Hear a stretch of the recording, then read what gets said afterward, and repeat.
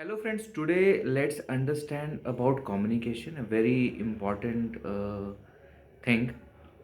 So communication basically क्या होता है? Sending a message, sending your thought process, sending from one person to another. Your beliefs, what you think, what you are thinking, your attitude, your emotions. You are transferring it, converting it into a message and transferring from one person to another. The person who is sending is known as sender, and the person who is receiving the message is receiver. So sender से receiver तक जो आपने message को भेजा, that is called communication. अब definition is very simple, but there are many things associated with communication. That's why communication is considered a powerful tool, and there are a lot of studies, lot of researches on communication. So first go through the basic things, that what is the process of communication. There is a person who is the encoder, the sender. That sender is the encoder. So first he thinks of the message in mind, then he converts it into a message. He encodes it. He put thoughts and ideas go, he converts it into words, messages, a speech. So he creates a messages, he create a message, and through a medium he transfer it to the another person. Another person को जब वो communication मिलता है, he decodes it, because communication are symbols.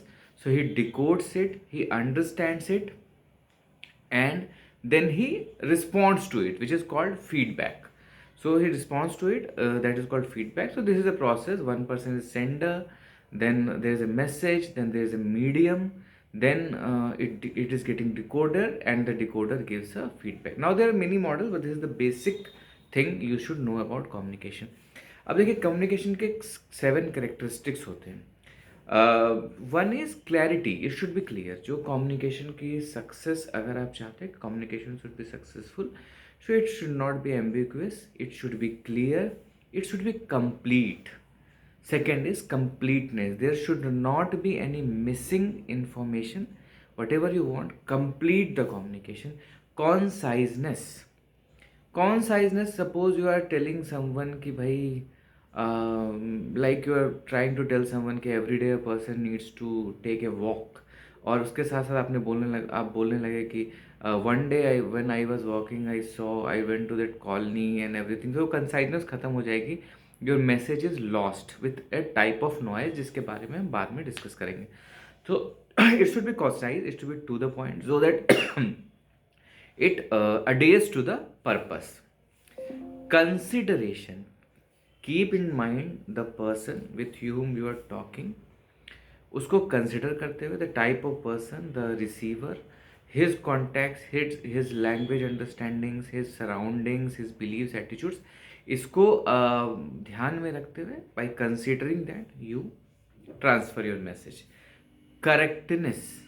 Your communication should be correctness. जो हम generally कहते हैं, the process needs to be followed, कि it should be grammatically, punctually correct.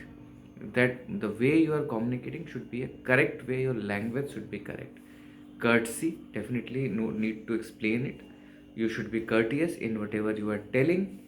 And concreteness, it should have fact, and it should not be a loose, it should not have loose ends. एक concrete message आपको देना है. अब communication में what we transfer is messages.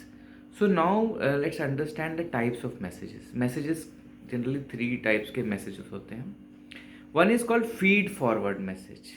Feed forward messages means the message which is sent before the primary message.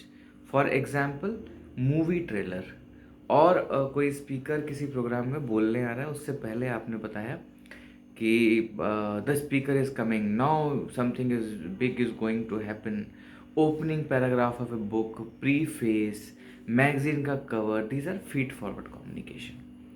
Feedback messages. Second is feedback messages. One is you give a feedback. Another is your facial messages, like someone is telling, you are listening like this. So this shows that you are attentive to it. Someone is speaking something, you are sleeping. That means that can be a meaning that the person is the message is not very effective. And another thing is meta messages, which is communication within communication. Like, do you understand? This information is false. So like it shows the attentiveness and involvement of a person to the communication. अब message की जहाँ तक हमने बात की, तो हम context की भी बात करेंगे। तो अभी तक आपने समझा कम्युनिकेशन क्या है, और कम्युनिकेशन के बाद उसका एक मॉडल, और कम्युनिकेशन के 7 कैरेक्टरिस्टिक्स। अब हम समझते हैं कॉन्टेक्स्ट। सो कॉन्टेक्स्ट में अगर हम बात करें तो एक होता है फिजिकल कॉन्टेक्स्ट, इन्वायरमेंट, सराउंडिंग, कहाँ आप बैठे हुए हैं, किस जगह बैठे हुए हैं, उसको देख के आप बात कहते हैं। बहुत बेसिक सी बात आप जानते हैं, लोग बोलते हैं ना कि जगह और वक्त देख के बात करना चाहिए, तो definitely that is the physical surrounding, that is the physical context of the meaning. Cultural context, किसी इंसान के, किसी कल्चर के बिलीव्स क्या हैं, वैल्यूज़ क्या हैं, कस्टम्स क्या हैं, उनको फॉलो करते हुए ही हम अपनी बात कहें, वो बहुत ज़्यादा इफेक्टिव भी होगी, और बहुत ज़्यादा it will not create any form of controversy also. So cultural contact.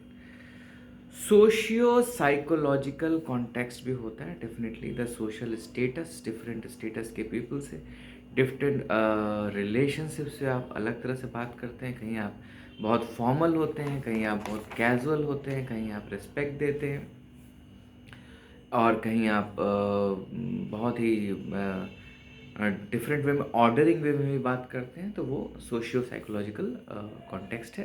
And last is temporal concept, time and जो sequence, like in a sports match और मूवी थिएटर में आप किसी से उसी इन्फॉर्मेशन को उस तरह से नहीं बोलेंगे जिस तरह से आप किसी से किसी फ्यूनरल के समय वही बात को करना चाहेंगे, तो बात का ढंग बदल जाता है। That is called temporal context.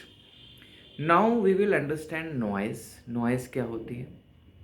So noise is the disturbance in communication. Noises are the disturbance in communication. जो सेंडर जो भेज रहा है मैसेज, उसमें जो डिस्टर्बेंस है दैट इज कॉल्ड नॉइज। तो नॉइज किस तरह की होती है? पहला है physical noise. I am saying something to you, और वो I live close to A railway line, और वो रेल पास हो रही है, कोई कंप्यूटर का साउंड आ रहा है, आपके घर का टीवी ऑन है, मैं जो बोल रहा हूँ वो उसमें स्पेलिंग्स की, आप कुछ पढ़ रहे हो उस पर स्पेलिंग्स की एरर है, आप कुछ वीडियो देख रहे हो उसमें पॉपअप्स आ रहे हैं इन्फॉर्मेशन के, तो वो सारे फिजिकल नॉइजेस हैं, they are physical noises. Second is physiological noises. Physiological noises का मतलब होता है कि there is some problem in the sender and in the receiver, like visual और हियरिंग इम्पेयरमेंट्स हैं, कुछ प्रॉब्लम है, स्पीच डिफ़िकल्टी है, बोलने में मैं अच्छे से बोल नहीं पा रहा हूँ, अगला अच्छे से समझ नहीं पा रहा है, मेमोरी इश्यूज हैं, तो these are called physiological noises that can distort communication. Psychological noise. Psychological noise एक बहुत ही कॉमन फैक्टर है, बहुत ही इंपॉर्टेंट फैक्टर है which needs to be reduced. Psychological noise, preconceive notion, मैंने पहले ही किसी चीज़ के बारे में एक नोशन बना के रखा है, एक धारणा बना के रखी। बायसेस, बायस है, ये बायस, ये इंसान ऐसे ही होता है, ये इंसान ऐसे ही होता है, इससे ऐसे ही बिहेव करना है, इसकी बात को ऐसे ही सुनना है, ये तो ऐसे ही बोलता रहता है, these are biases. Wandering thoughts, I am saying something, but your mind is somewhere else. So it will not create my communication will not create any effect. Close mindedness, close mindedness, आप बोल तो बहुत रहे हो but मेरा mind closed है, मैं आपकी इन्फॉर्मेशन को नहीं समझ पा रहा हूँ। Extreme stress, I am in extreme stress, आप कितना भी कुछ बोल रहे हो, मेरा इतनी प्रॉब्लम्स चल रही है मेरी लाइफ में कि I am unable to grab it, listen to it और implement it. Another and very important part is semantic noise. Semantic noise. Semantic noise का मतलब होता है लैंग्वेज और डायलेक्ट का डिफरेंस है। The person doesn't understand Hindi well, आपने शुद्ध हिंदी में अपनी बात कह दी, तो लैंग्वेज और dialect difference. You are using jargons, आप टर्म्स यूज़ कर रहे हैं, SOBC, SDLC, ये वो, तो इंसान को कुछ समझ में ही नहीं आ रहा, और आपने ऐसे वर्ड्स यूज़ किए जो आप उनको समझ में नहीं आ रहा। ओवर्टली कॉम्प्लेक्स टर्म्स, आपने डिक्शनरी से उठा के अच्छे अच्छे टर्म्स ला के उनसे यूज़ करने लगे, एम्बिगुअस एक्सप्रेशन दे रहे हैं, अननेसेसरी आप एक्सप्रेशन दे रहे हैं बोलने में, तो these aids for semantic noises. अगला हम पढ़ते हैं तो नॉइजेस के बारे में आप समझ गए, physical noise, physiological noise, psychological noise, semantic noise. Principles of communication पे अब हम जाते हैं जो हमको फॉलो करनी चाहिए. Principle of communication, communication has a specific purpose. So keep in mind that it's either इससे कोई लर्निंग मिले, it should relate to something, it should help someone, it should influence someone, और एक प्लेफुल मूड का communication हो. तो मैंने फिर से बोला, आइदर उससे कोई लर्निंग हो रही हो, या उससे इट रिलेट टू समवन, या उससे किसी की हेल्प हो रही है, या हम किसी को इन्फ्लुएंस कर रहे हैं, या हमारा एक कैजुअल कम्युनिकेशन है. एक पर्पस होना चाहिए. Communication involves choices. You have choices to say the things you want to. So always decide on the choices before speaking. Decide कर लीजिए. It should not कि जो आपके मन में आए आपने बोल दिया. Decide how it should be said. Communication is ambiguous, so be clear.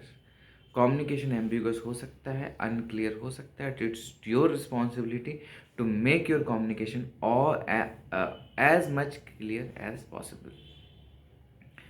Communication involves content and relationships dimension.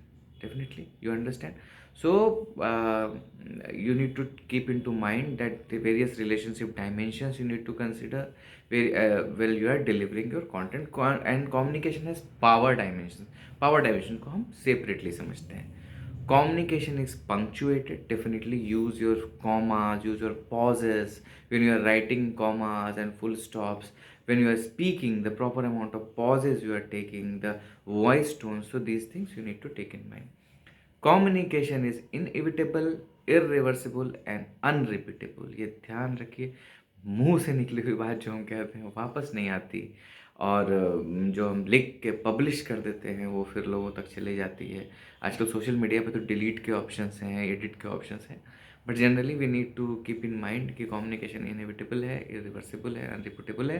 तो पहली बार में हम जब भी बोले सोच के बोलें, सोच के कम्युनिकेट करें, सोच के लिखें, तो फिर बार बार हम उसको करेक्ट करने की ज़रूरत ना पड़े, because it will lead to distortion and noise. And last thing जो आज हम समझेंगे इस लेक्चर में वो है पावर डायमेंशंस. सो कम्युनिकेशन से different power dimension, but power dimension होते क्या है? There are 6 form of power. एक है लेजिटिमेट पावर, पुलिस वाला डरना है, जज साहब डरना है, मेरी कंपनी का मैनेजर, मेरा boss, I am not saying डरना है, बट उसके पास पावर है, उस पावर को हम एग्री करते हैं भाई, उसकी पोजीशंस की वजह से he has a legal power, तो ये एक्सेप्ट लेजिटिमेट पावर. ठीक है. Referent power. रेफरेंट पावर का मतलब होता है किसी को देख देख के हम सीख रहे हैं. एक बेटा अपने बाप को, तो ये पावर है. एक बेटा अपने बाप को देख के कुछ सीख रहा है, एक छोटा भाई अपने बड़े भाई को देख के कुछ सीख रहा है, तो ये रेफरेंट पावर है. किसी को देख के उसको इम्यूलेट करते करते, उसके जैसा बनने की कोशिश करते करते हम ये भी एक पावर डायमेंशन है. Reward power. अच्छे से बिहेव नहीं किया या क्लास में अच्छे से पढ़ाई नहीं की तो डेफिनेटली टीचर के पास सेशनल के मार्क्स हैं, प्रैक्टिकल के मार्क्स हैं, क्लास मार्क्स हैं, मैनेजर के पास अप्रेजल का राइट है, तो ये रिवार्ड का राइट उनके पास है. अगर अच्छे से काम किया तो वो रिवार्ड देंगे, नहीं अच्छे से काम किया तो रिवार्ड नहीं देंगे, तो ये रिवार्ड पावर उनके पास है. Coercive power. जिसके पास रिवार्ड पावर है उसके पास कोअर्सिव पावर होगा, क्योंकि जो मार्क्स दे सकता है वो मार्क्स काट भी सकता है, जो अप्रेजल अच्छा दे सकता है वो अप्रेजल खराब भी कर सकता है. तो this is a coercive power. दंड वाला पावर भी उनके पास होता है. Expert power. Expert power. Doctor, बात मानते हैं, सुनते हैं, भाई डॉक्टर साहब के पास पावर है, डॉक्टर साहब के पास पावर है. Expert power. And last is informational power. That means कुछ लोग होते हैं सोसाइटी में जो ज़्यादा जानते हैं, हम कहते हैं they know better, they know things better. Scientist है, रिसर्चर, इनके पास इंफॉर्मेशन अच्छी है, वो इतने इन्फॉर्म्ड होते हैं कि उनकी बात हमें समझ में आती है, हम उनकी बात मानते हैं. तो that is called informational power. So these are the different types of powers. और नेक्स्ट में हम कुछ और कम्युनिकेशन के मॉडल्स को डिस्कस करेंगे. Thank you.